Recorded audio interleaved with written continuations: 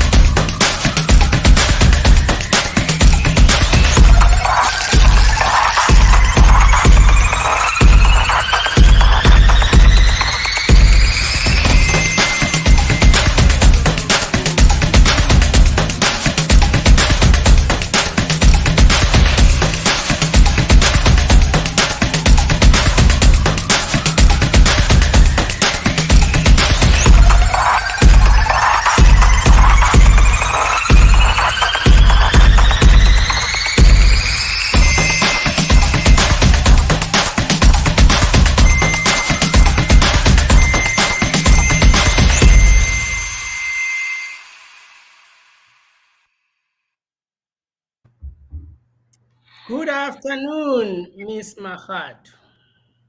Good How are afternoon. you?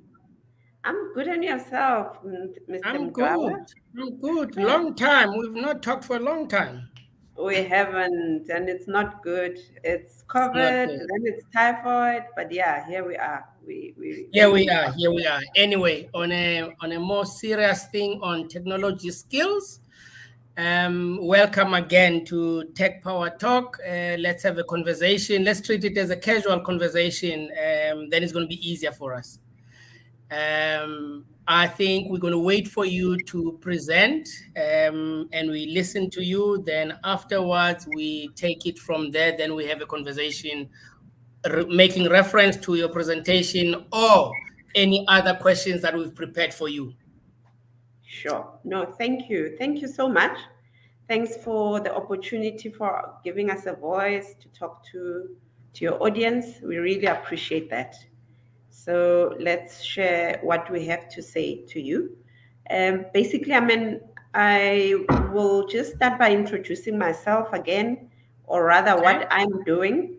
I am the CEO of a company called NetCampus. Mm-hmm. We are a training solutions provider dealing with people who are in the world of work already or enabling people who are looking to build careers in the ICT sector. So we've been around for 20 years. We do have a large database of clients. We train more than 12,000 people in a year.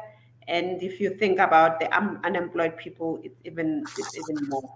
But really, our mission is to train people on lifelong learning solutions, one person at a time. And really, what that means is that we customize our solutions for clients. We make sure that we understand what their needs are and we put together a solution rather than just giving them a training schedule for them to choose the courses that we have. So it is a partnership rather than us selling to them. And that is our vision there. And lastly, in terms of our values, which we aim to, or rather, which we strive to live by, we have those important values. But one of the most important values that we have is compassion. We are in a position where we can make a difference, and we are blessed to do that by touching lives and making sure that we link people to jobs. And so my colleagues understand this. That's what we live by. And yes, we are paid to do that. We are blessed to have that as one of our offerings. We've got 3 branches in South Africa. Our head office is in Centurion, next to the Gautrain there on West Avenue.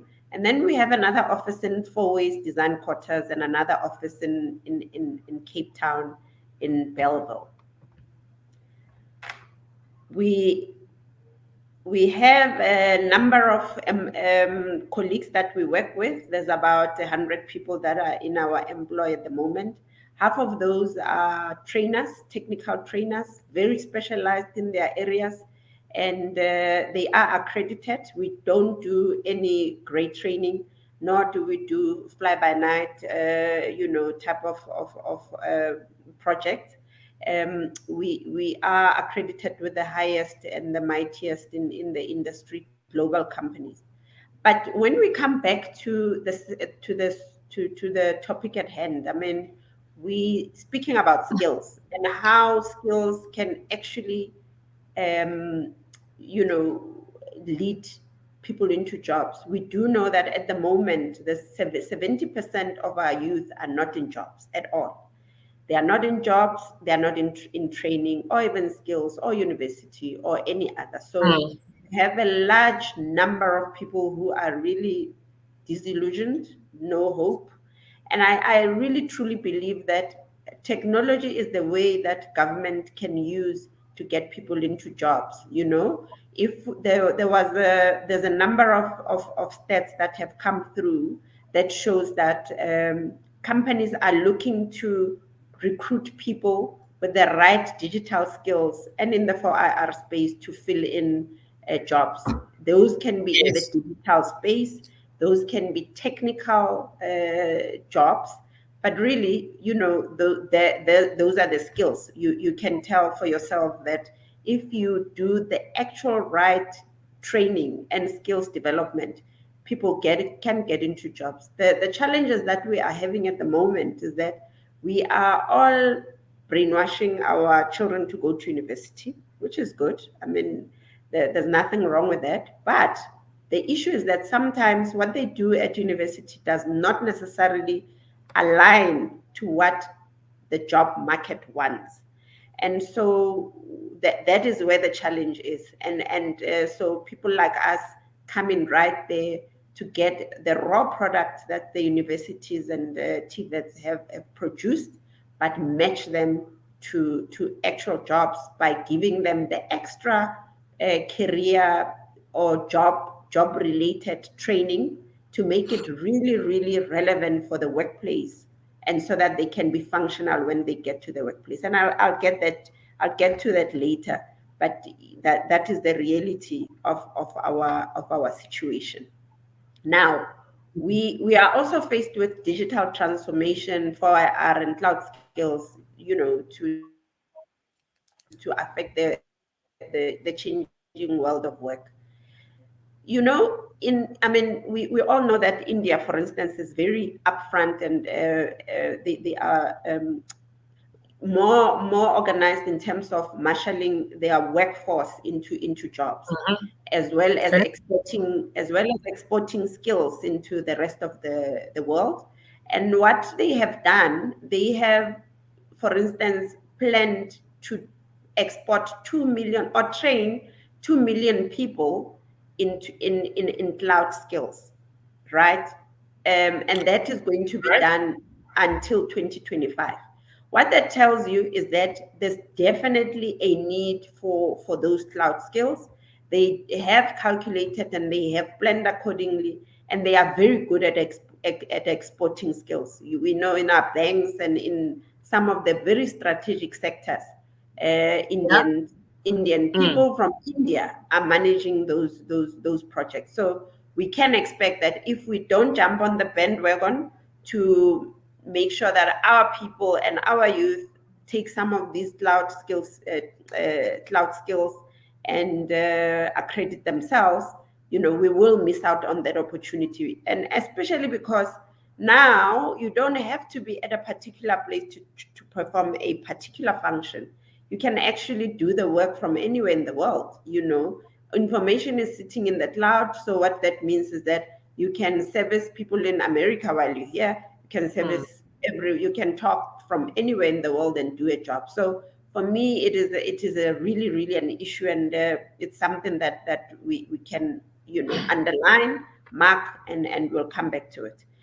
Now, besides that, look, there's also digitization of jobs, even the normal jobs that we used to know of pharmacists, of people that,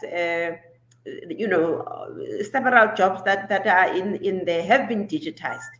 And even in the eye care industry, how you Mm. choose your glasses, those are no longer, are not necessarily done by people. Of course, there's those that those employers who have not picked up and transcended to use technology and digitization. But the point is that it is coming. It's not gonna wait for you. If you don't adopt it, your competitors are gonna be ahead of the curve, and they will take your lunch while you still, you Snoozing. stuck to those old ways of doing things. So yeah, another issue, of course, then is that these are just some of the new cool tech jobs that are coming: avatar manager, cryptocurrency developer, and so on and so on. There's quite a few very, very interesting. I also read another article where in 2025, some of the jobs that we are likely to be affected are drivers. We're going to have car, what is it? Driverless cars, driverless buses. Mm. Those jobs, I don't know, we need to make a plan. What are those people going to do? There's 3G printing. What does it mean for our manufacturing companies who do manufacture cars, and those people who do that? Because if you can do it via 3G printing, 3D printing, then what about the rest of those people who've had years and years of experience? And what about the ones that we are still training them in those technologies? What's going to be the impact in the short term? So Mm. yeah, those are just some of the challenges that we need to think about. And people who are in my space and people who are in your space, as we impact on the younger generation who come into the sector, we probably need to match them to skills of the future, and not what we were trained on, because that is totally irrelevant right now. So in one of just then as an example, one of the projects that we as Net Campus are doing is something that we call a cyber gap year, because we have identified the fact that with such projects, you can actually get the skills, and it's a you short circuit the time that you can be linked to an employer. That is if you're looking for a job, you know. So doing soft skills, of course, the soft skills are very important: creative thinking, innovative mind, and so on, customer care. Those are very important. And then we get into the cloud stuff, Azure or even AWS. And then we get into the cybersecurity stuff, which is network defender, and also, ethical hacking, which is another one, because there is a lot of hackings. We know in the cybersecurity space, we've noted a lot of banks, a lot of, SOEs have been hacked. You Yeah. need to hack yourself. You need to hack yourself first to make sure that other people cannot hack you, see if you're hackable or not. And so those are just some of the things that we do. But we also then provide data bundles, we provide a laptop, we match employers to learners, because Mm. we have a database of employers also who come knocking at our door to look for fresh skills that are very relevant to their space. Now, these are just some of our vendors that we are accredited with as Net Campus. Very varied. You will see most OEMs. There are those that we have stayed away from, but this is a very wide range, but also a very deep range, Mm.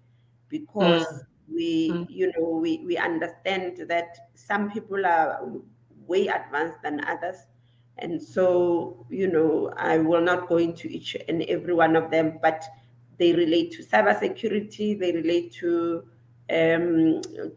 cloud, they relate to software development, coding, Linux, and so on and so on. So also service management and a very big portfolio of project management as well that we've got. Yeah, so those are the things. I just thought, I will give you a just a brief, but basically, what we're also able to do, we're also able to link parents of those kids who are interested in the projects that we run, because most of them are not necessarily government funded. But if a Mhm. parent wants to fund their own child and they need a loan or something like that, we're able to link them to the funders. And that is our story. I mean, we've got more things that we can talk about, but for now, that is the end of Right. our presentation. It's fine.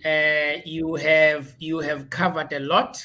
I think it is time for us now to sit and have the conversation that we need to have. Great. Yeah, thank you very much. Very impressive. Your accreditation, very impressive. It is. You've got a comprehensive list of OEMs that you are accredited with, and I think you are ready to deal with the conversation that we have. And I'm gonna make a comment first.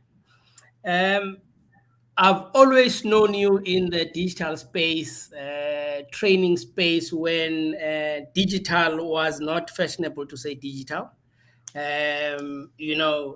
So I think your passion is admirable.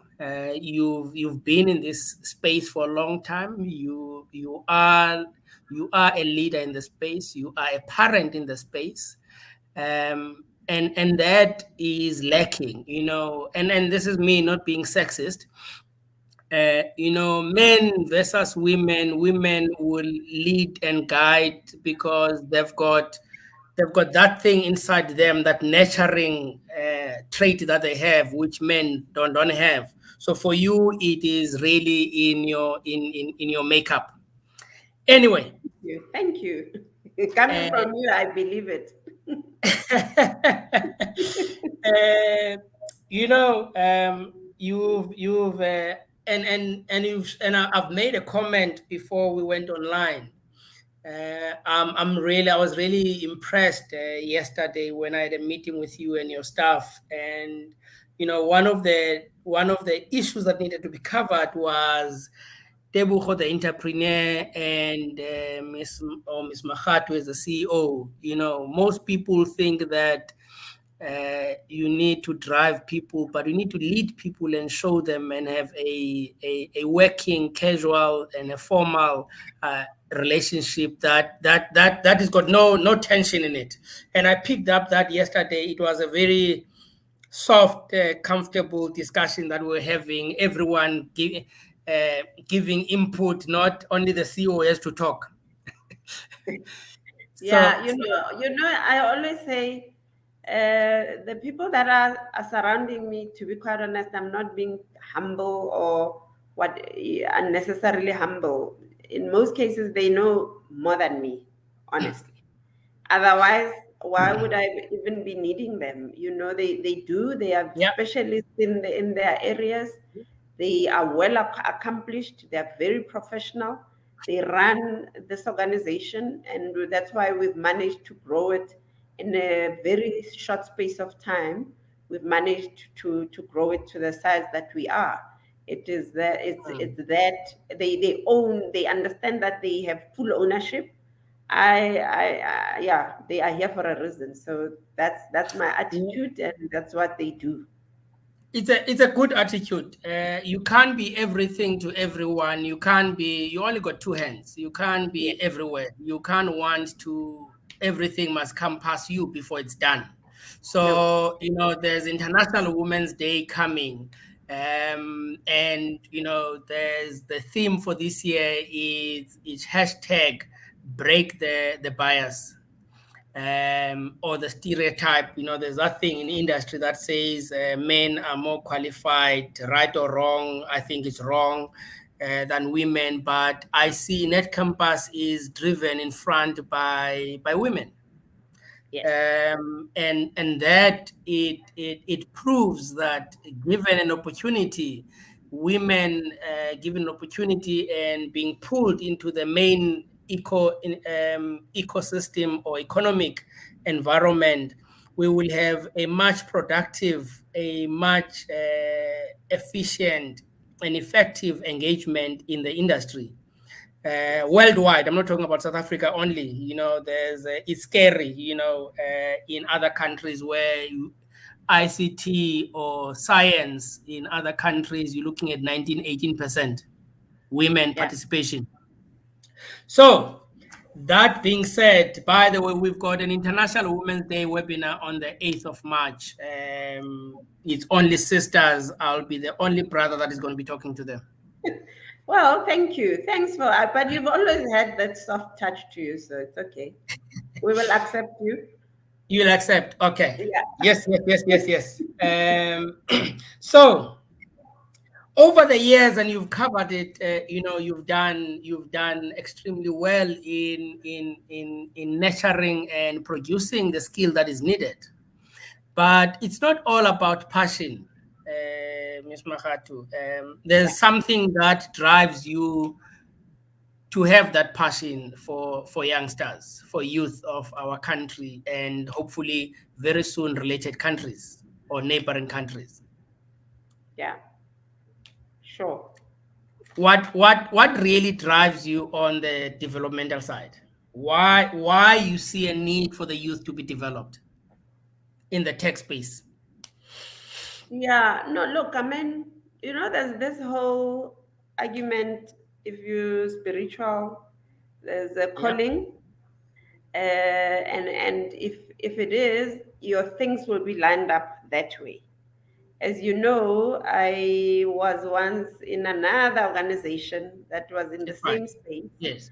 Mm-hmm. and we grew that organization, we sold it, and I did go out of this industry. I did Mm. feel a bit out, left out, and not in my element when I was out of the skills development space. And I was then pulled back many years later by other people who wanted me to assist them in a consulting role. And when I did that, I started as a consultant for 7 months, consulting in Net Campus to basically look at the losses that were being made and how we can turn it around. I was very clear at that stage that I was not looking for a full-time job. I didn't want to Mm-hmm. go back into that space. But I was also very clear that I don't want to be employed in a sense.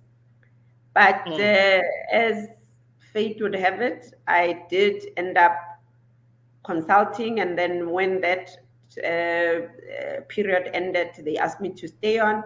I did stay on, and when there was a management, then when the mother company was bought out, I then also did a management buyout of Net Campus, and we have since owned it from then. So, as I say, that was never the plan, but God always has His way, and He knows what He wants us to do, or He wants us to end.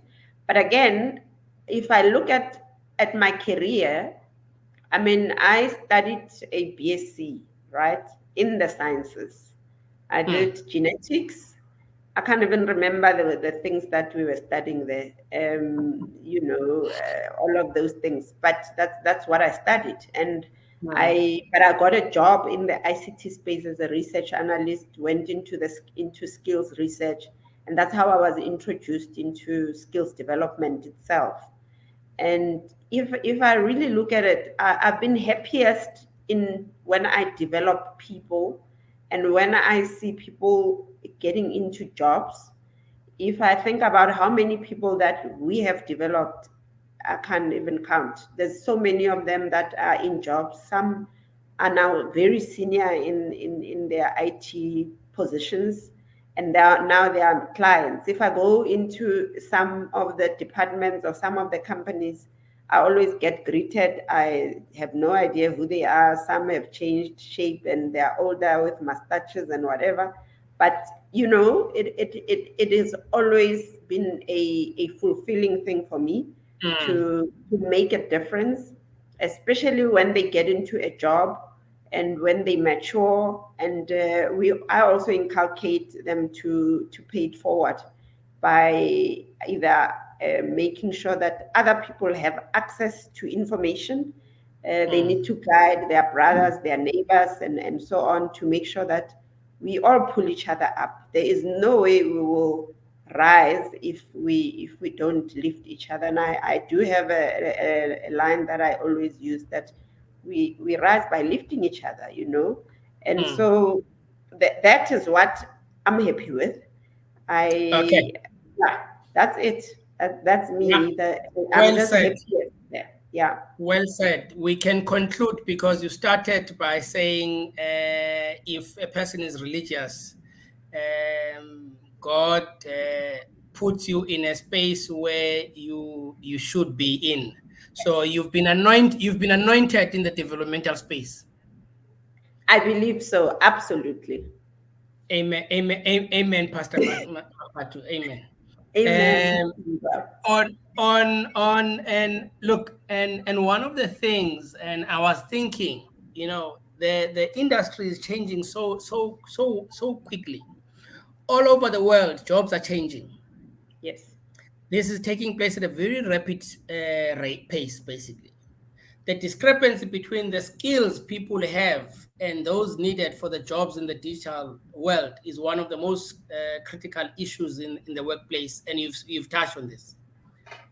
And there are those people that are sitting in jobs now. We've made an example about drivers that are going to be jobless because of the cars are going to think and drive themselves. What's your take on upskilling? Look, I think upskilling is a key to companies' success. Let's put aside the jobs and new jobs, but let's just talk about productivity and Mm, increasing profitability for an organization. mm, If your people are not up to scratch in terms of their skills levels, they are mm, likely to repeat the job, which is mhm, wastage. They are likely mhm, to get it wrong. And if they are servicing the client, they will annoy the client. mm, And they are likely to produce sub minimum, or low quality work. What does it mm, mean for you, for your reputation, and for repeat business? It is a problem. If it's in the IT space, there's security issues. If it's in the IT space, there is just um, efficiency, bringing mm, efficiency into every other person's job. And so it's not even an IT thing, or an IT person's thing, or an IT manager or IT people, but it's just uh, across the board. Those people that are in a job really need to know what they're doing, and need to meet the expectation of their leaders.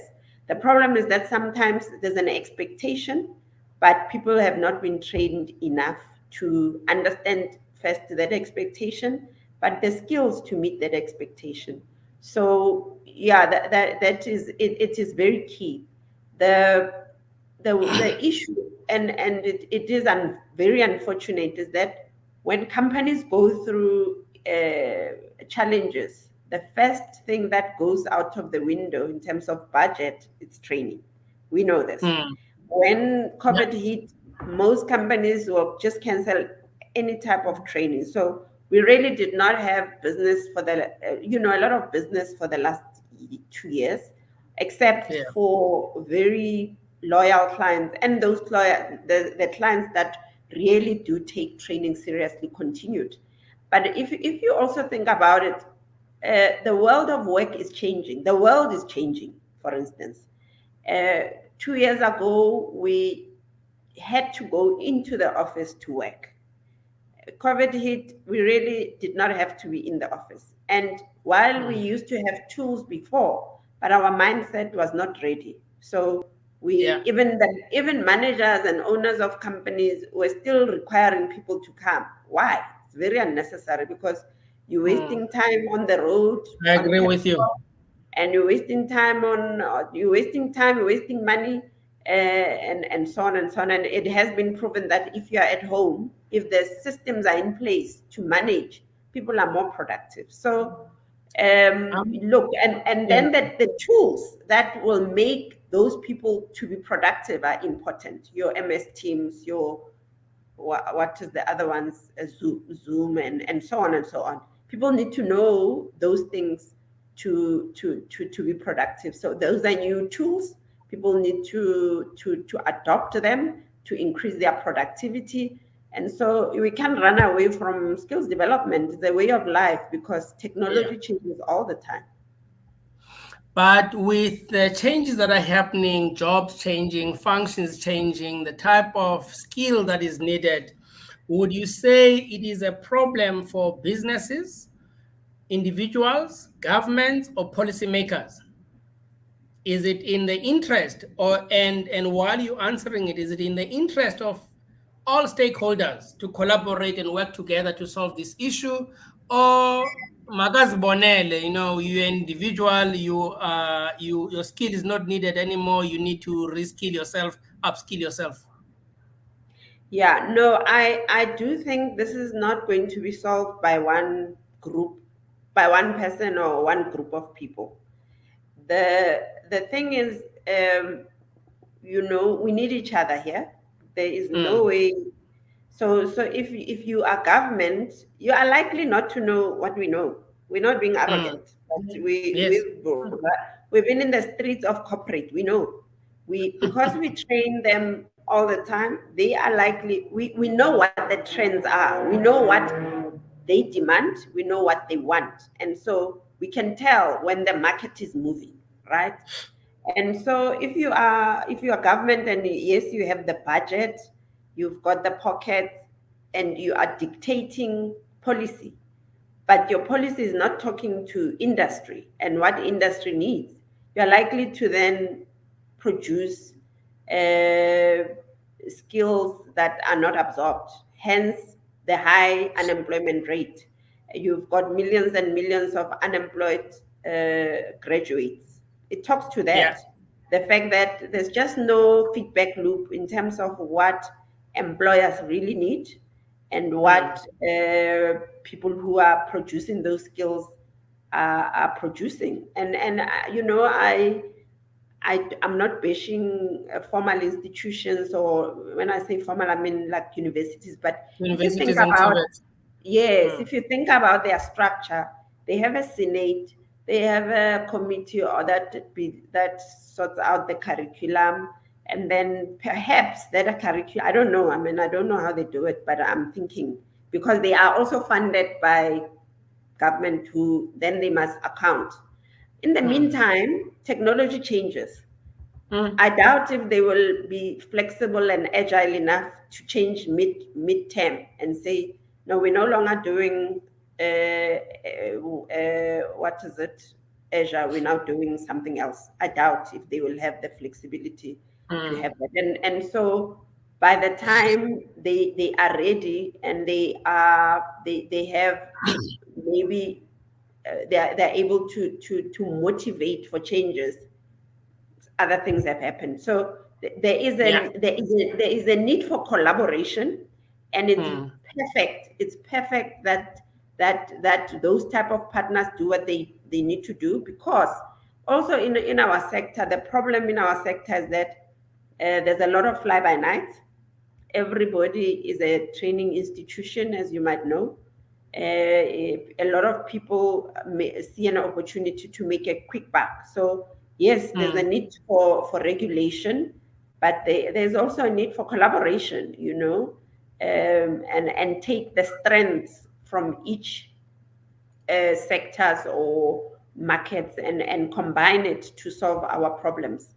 And I think also the legislators and the leaders in this space really need to be people who are very much aware of what is happening. Mm. If Look, they are not, they must surround themselves with people who are in the with industry. yes, Otherwise, they won't get it. I agree with you. They need to build an ecosystem that is supportive. Yes. And there's a lot of people, and I'm happy you've highlighted it because it was one of the things that that were in my head. There's a lot of fly by nights guys that are registered their companies as cleaning companies, guys that have registered as security companies. Overnight, they are training companies. Okay, Yep. the guy is a trainer, but the guy never even attended a single course post matric himself. Yeah. Okay, so Yeah. I think we need to lobby. I think there needs to be lobbying to regulate the training space because if it's left the way it is, it's to the detriment of the child. You know, Yeah. Yeah. we're not doing anyone a favor, but we're killing our own African children. Yes. While we're talking about children, do you find, I'm not sure how you're going to handle this one, do you find the curriculum for for high school, basically grade 10, grade 11, grade 12, that it prepares the youth for the IT or digital space? Yeah, no, look, I think it depends if you have the money or not, first of all. So we see more in the private education space, more technology courses being introduced, a lot of coding, a lot of Mhm. development. But there is also I think, people are more likely to do that part or that side of technology. And Yeah. when you then go to the public schools, I Rural don't and know, peri-rural. rural, peri-urban, and peri-rural, and those, I haven't seen it. And we have seen a lot of corporate CSIs donating through various CSI programs.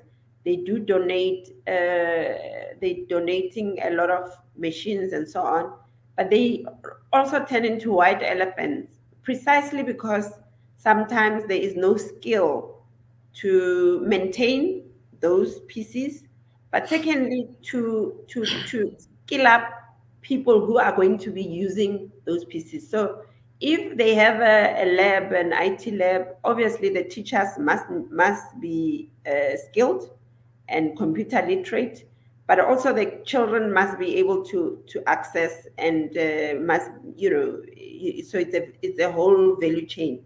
And so in terms of then maintenance, you also need technical skills to assist if it breaks down and so on. So that is where the issue is. So it depends which world you're coming from. In the Mm. world of some of the privileged children, definitely, but in the world of most children in South Africa, definitely not. The other issue, obviously, is an issue of access to data.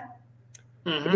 It is an issue. It is a real issue because you must be able to interact with the world when you are when you are being skilled, right?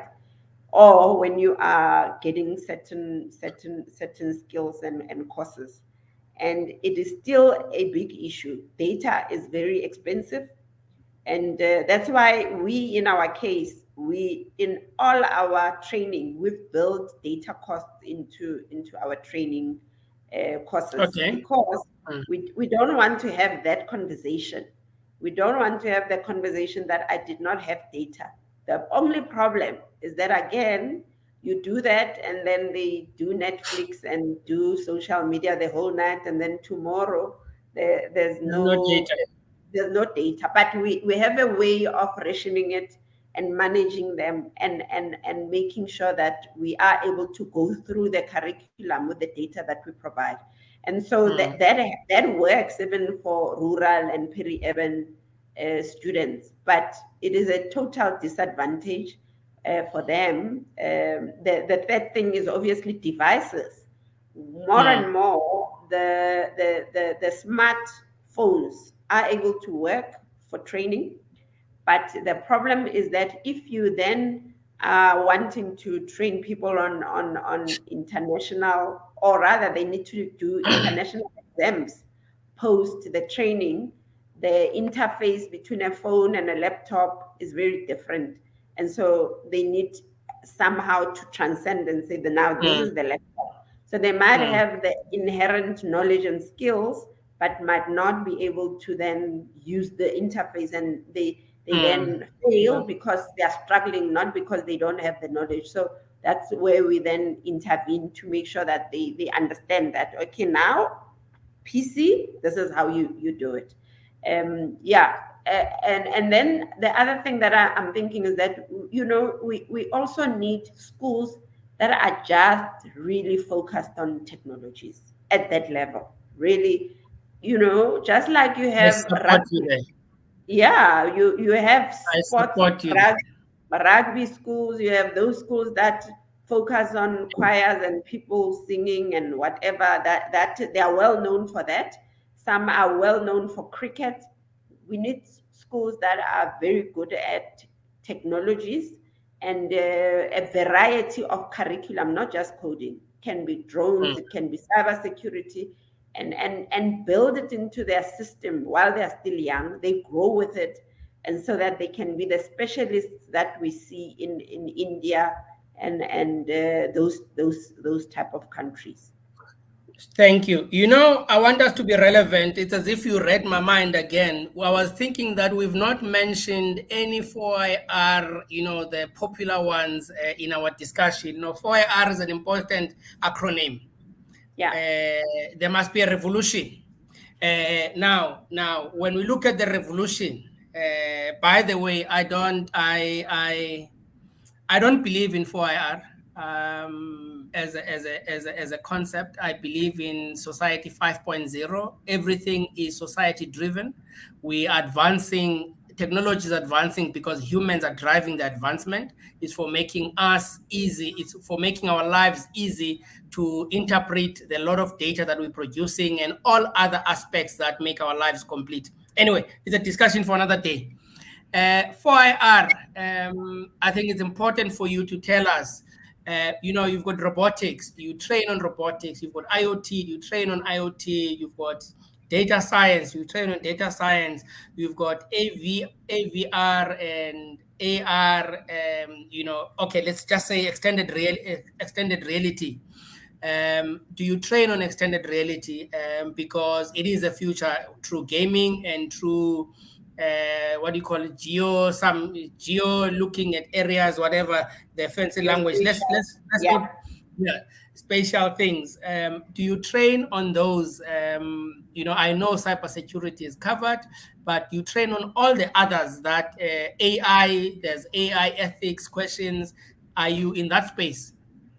Yeah, no, definitely. So there's a few vendors that we are accredited with. The first one is Triple C, Cloud Computing Council, which Okay. has got a variety of those titles: AI, Hmm. data science, data analytics, Hmm. IoT, and so on and so on. So Hmm.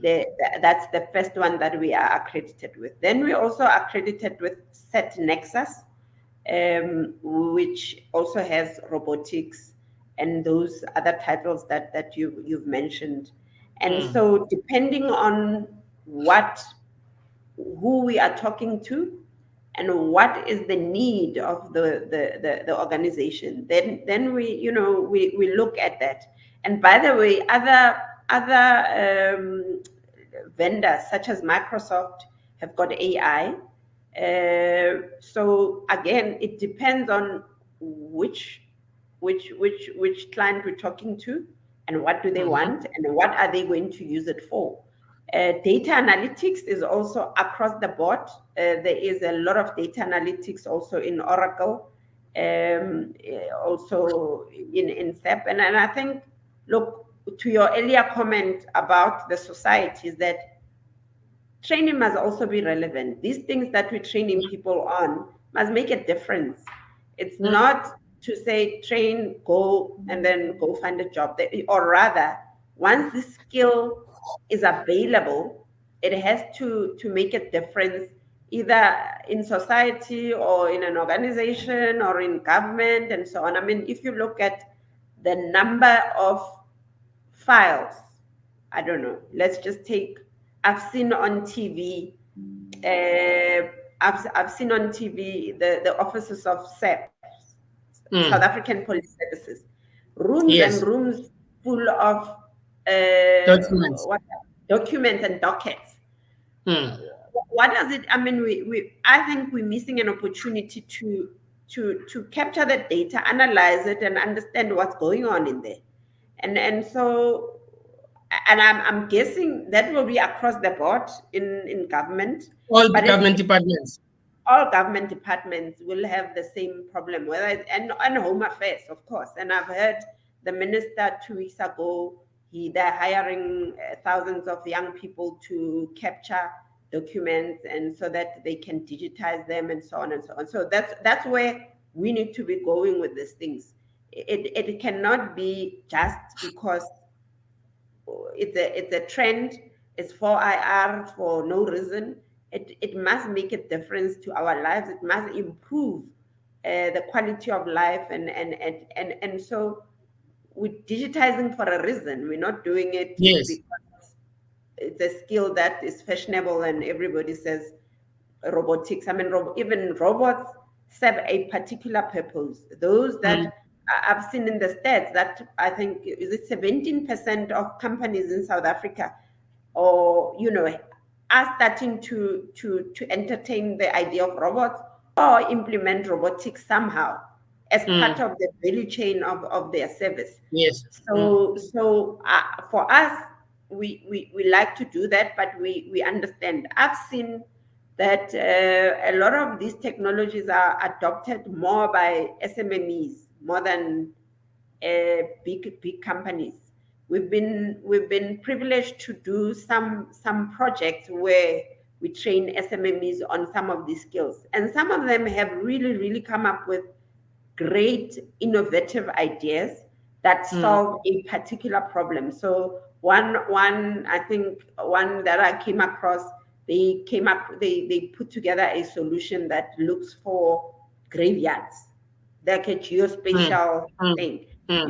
Yes. The grave sites, the ones that you had long time ago, we struggle, especially in the black townships and rural areas. That I know for a fact that Mm. if your grave is not marked properly, you're gonna struggle to locate it. So they've come up with those solutions to locate. So and then there's another one that other people have come up with that helps people who are drowning, or if you're blind or if you're deaf, there's other solutions and so on. So it is Mm. to solve a particular problem, and that's what we encourage, and so that we customize the solution and not just give you a blanket training.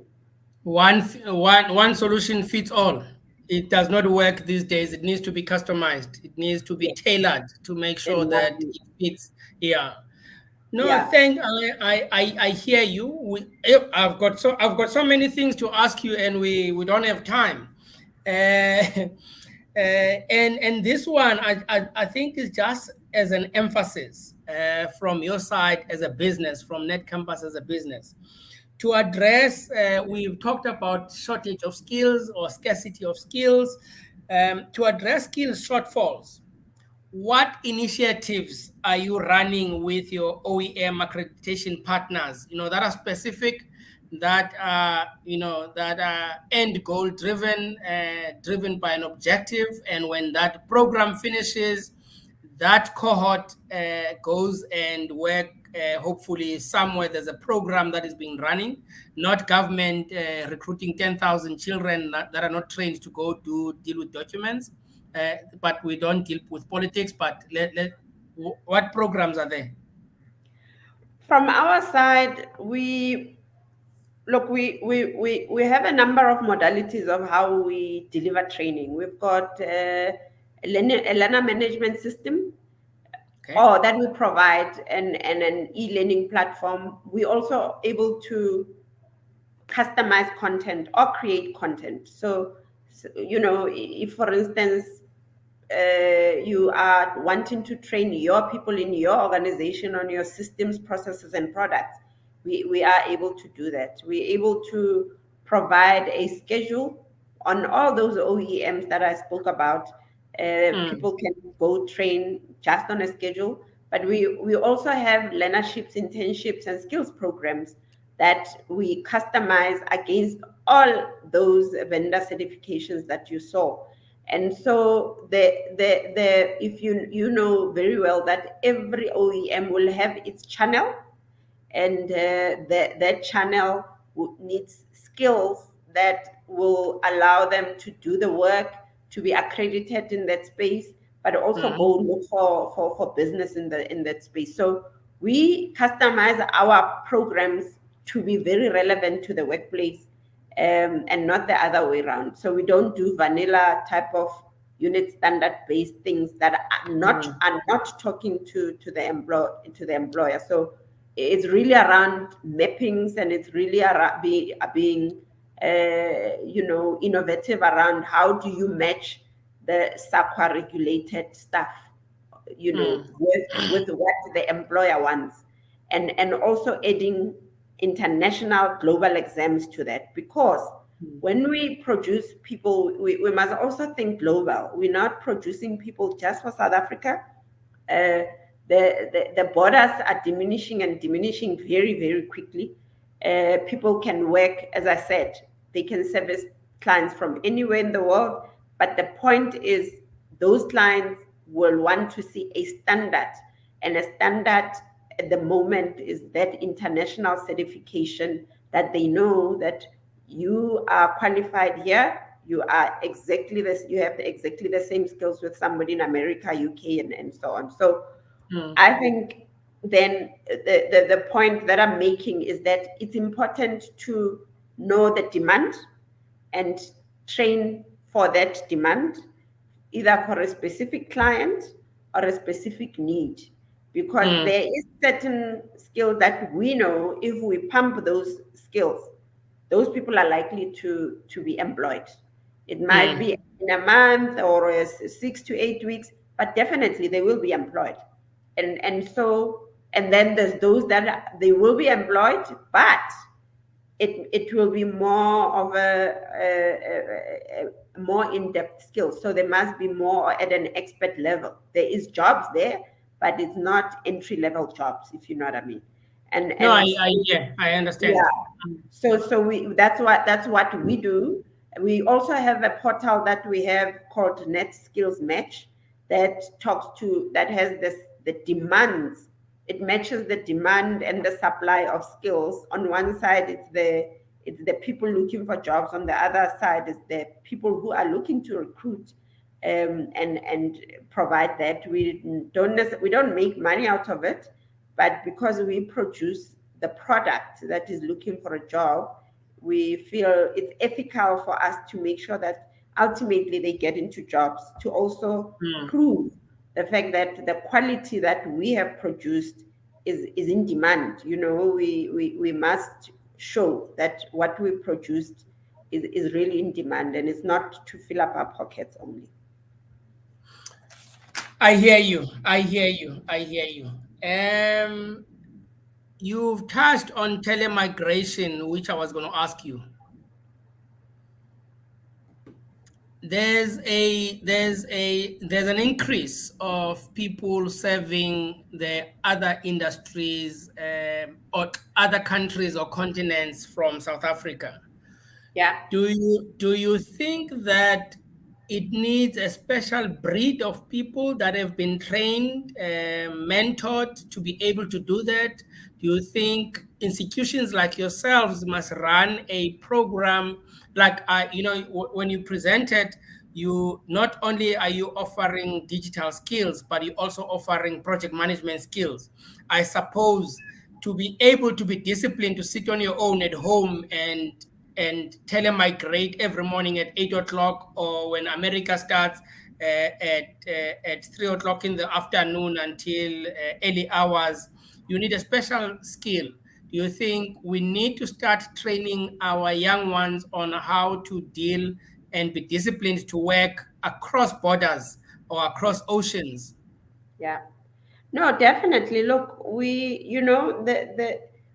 have a responsibility and a duty to open their minds and expose Mhm. them to other things, because the world has changed. You know, if it's really not about going somewhere, and when you go and work, it must be daylight. You know, we do have colleagues who don't live in South Africa. They our day and night for them is totally Mm. different. But we are finding ways to make it work, because it's all in the mind. And yeah, so while it's important to deliver and make sure that we stick to schedules and so on, but we need to, we owe it to our kids to open their mind, to make sure that they understand what it means to be not in South Africa. The world is not South Africa. Mm. Mm. There's a bigger world, and there's more opportunities, in fact, in Africa as well. So yeah, I'm totally open minded to that. But yeah, we will be Okay. able to do that. Yeah. I think we are running out of time, and I need to ask this one because this also is one of the important aspects in the development of youth. There are, and I'm told through different reading different papers and talking to people, that children, there's that thing in the rural areas or in the underdeveloped areas where a child is got mental issues and they say, I lomntana udom, whereas if an intervention was done or undertaken, then that child would improve and be stable and be able to cope in your environment. Have you guys come across the mental stability thing challenges that these children they come and enroll, but something is not right either at home or something is not right with the child? And have you noticed that or you've not? No, no, we notice it, and in fact, we notice it all the time. One of the things that we deal with that, the way we deal with that, is that we have project managers on the ground Mm, to be very close to anyone who is on our program. Because mm, look, it's not, sometimes it's not because they have mental issues. They might have family, social, yes. Mm, society issues, and the mm, financial issue is the biggest one, mm, where even if they get a stipend, they must, first of all, if they didn't have a stipend, they wouldn't be able to come to class. mm, And so even when they do, that very stipend is going to be used to support family at home. Then there's the issue of family being sick, and this person is taking care of the mom or the dad or the mm, siblings. Those are reality issues. But if you don't understand the situation for this child, you're going to mm, judge, and you're going to mm, condemn them. mm, So it's important. And what we do, we also look at the trends. If we see that they are not attending class, because we mm, have class registers, daily class registers, then we see that there's a problem here. And then we have the conversation: what is going on? Who are you staying with? What is the problem? Because if you don't address or support them fully, they're likely not to go to be successful in the program. So it's very important to give support through project managers, through what we call case managers, who are basically trained to yeah, have they're holistic. counselors. Mm, Yes, they're counselors. And mm. so that's what we do. Yeah, we No, have to. And then there's those, of course, that have issues, but then we will deal with it from an academic point of view, mm, and make mm. sure that they at least we move them to something that they can cope with. So, can you see why there is a problem with great training, because they were not going to have counselors and care for the mental stability of the children, and understand holistically who the child is and what makes the child tick. Yeah. So it is, and I wanted to address that because I come across it a lot out there, and I've had first-hand experience dealing with youth because PICTA deals with youth, and you can tell that they need attention and urgent attention. Then they're normal. Yeah. But we've got a lot. I think let's deal with this one as Net Campus 1.0. Maybe if you commit to come back 2.0, there's other issues that we need to address. University TVET versus institutions like Net Campus, where because of the speed of change, um, or requirement of a different type of skills, which I think in the near future it's going to happen every 6 to 12 months. Are they really still? I don't want to say not relevant. Are they agile enough to turn around? Like you would do as an institution like Net Campus. So there are things like those that I want us still to discuss. Then we've got, for me, it it is important also to discuss further what needs to be done, or suggestions that we can have and discuss it and see how people respond to children at high school, what needs to be done. From a PICA perspective, we've adopted a school that we are actually raising some sponsorship to give them connectivity and to give them computers. And you did address that corporates give computers without giving the support in terms of maintenance, endpoint solutions, which is formerly antivirus. And corporates must not tick a box. They need, I think, corporates must partner with institutions like yours, where you are able to make the environment ready to receive the devices. Yes. And they need refresher. The same environment needs to have you in the same ecosystem, so that every 12 months you can go refresh and make sure that these people are up to speed, and they're running the latest versions. They've updated their software, all the things that are necessary to be done to make it work for the African child at in those areas. So Yeah. there's things that I want us to discuss. Those things I'm just touching on them as we Yeah. go. Maybe Net Campus 2.0, and from PICTA side, I think I need to ask you to give a parting shot. It's always good to give a parting shot. Then No, will go on a jingle. Then we'll go offline, and we can have a 2 second, 2 minute talk. great. No, thank you. Look, I think I appreciate the platform, because I know it's really not only about South Africa. Your PACTA is also established throughout the continent, and so we need to partner. We need to ensure that we establish strong partnerships, and I'm hoping through platforms like these we will start to identify partners that we can who have similar beliefs, similar strategies, a similar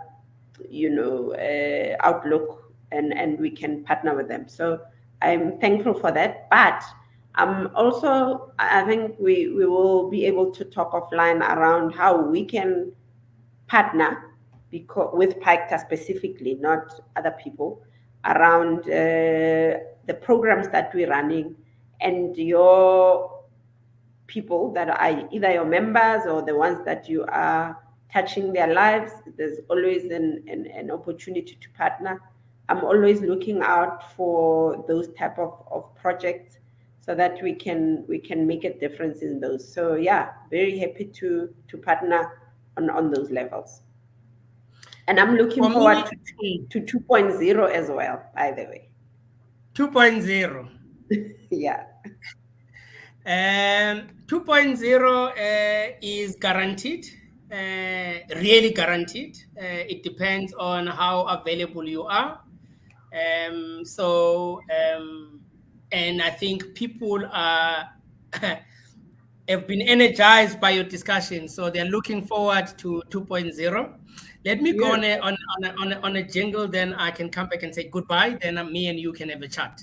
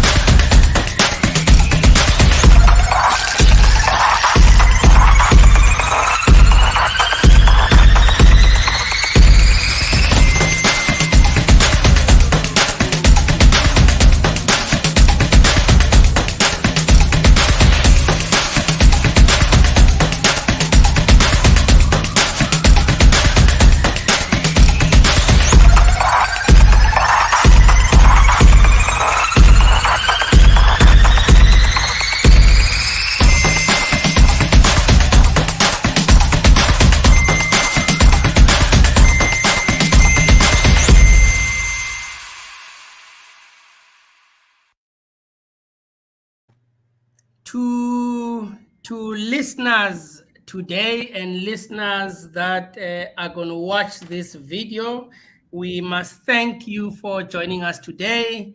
Memahatu, Debza, as I Hey, fondly calls you. yes, Thank you very much for coming through. thank you.